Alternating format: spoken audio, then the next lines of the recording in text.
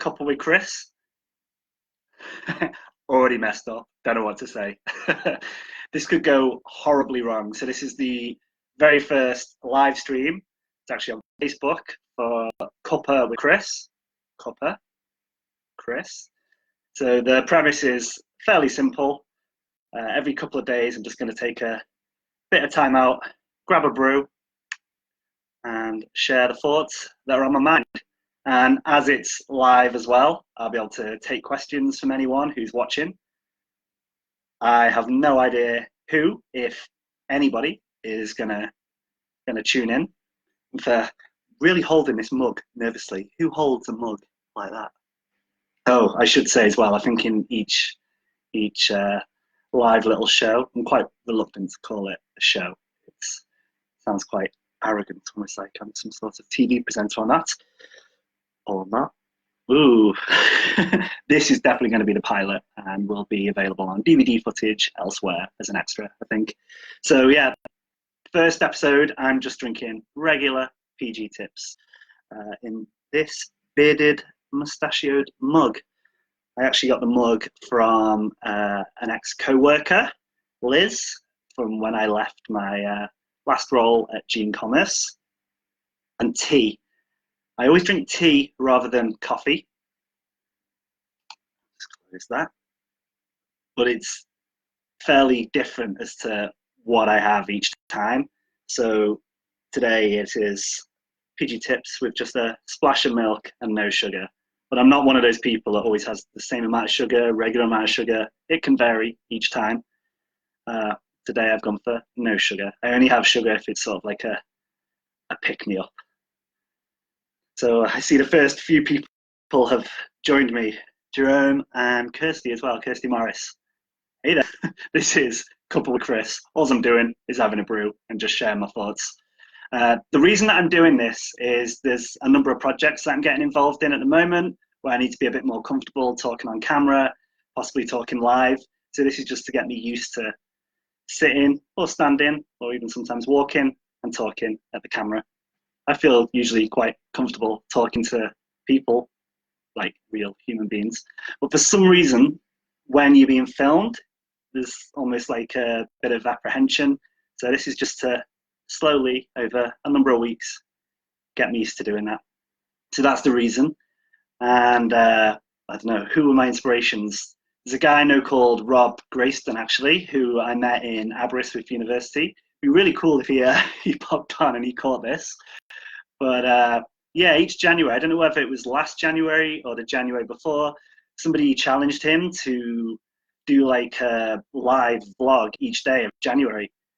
And he did it. Sometimes it'd be just a minute long, sometimes it'd be 10 minutes. It just depended what was going on. And I think I only caught it once or twice live, but every so often I'd watch it. And it was quite interesting to see some of the things that were going on in his head or what he was up to, because I haven't seen him in, when did I graduate? 2009 from my undergrad. So I haven't physically seen him since then. And there's so many people from back in the uni days which you sort of lose contact with, but I've got them on Facebook, and it's always just cool to see what they're up to as well. I should probably drink some of this tea, shouldn't I? Armenia Parata says lol, and some party faces. So yeah, feel free if you do have any questions or any comments, feel free to just get interactive. The idea is that I'll probably just every couple of days come on here just to warm me up to talking on camera. I might just rant for a few minutes about whatever's on my mind, whatever's going on, and then open the floor to questions. If anyone has any questions about anything, you can ask me literally anything. If I don't know the answer, I'll be honest. Anything to do with web development, life, any other hobbies or things that I'm into, just general personal questions. It can be ridiculous, it can be quite crazy with your questions if you want. And what's your tea? I've already gone through that. You'll have to watch it on the replay. So just for some context as well, me with the nice smiley face icon down there. I don't know how much you guys can see. is my girlfriend, and she will be shooting off in a minute, actually. She said she'd try and catch the first few minutes of this, but she's doing her own live as well. So Emi runs her own business doing the language rows, teaching different languages, primarily Italian in Chester. So she has a group that she's going to be going live to in a few minutes. But you can find out more about the tea, Emi, and it's the most vanilla tea you've ever heard of. You're able to find out more about the tea if you watch the replay. Oh my God. Sounds like some sort of football match. Be able to watch it and catch up. I have to say, this is a lot harder than I thought it would be. I've been putting a lot more content out there recently, so a lot more in stories. And I recorded my first vlog the other day, and I found that a lot easier. Literally just in one take, camera, walking, talking. I prefer to do the vlogs when I'm out and about. It's usually just to save time.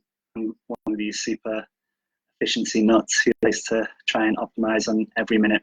So with the vlog, it's usually, I remember when I first started vlogging years ago, I would film whilst I was walking because I just kind of liked that look.